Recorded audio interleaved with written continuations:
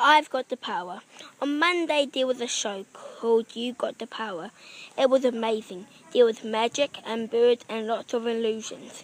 My favourite part was when he made someone disappear. There were lots of birds like blue, red, white, green, and one that was 12 inches. There was a pot that never had no water in it. He taught me a word too. It was wit. It meant when someone bullies you. W, walk away. I, ignore. T, tell a friend. S, say stop. You also got prizes like an iPad. The end.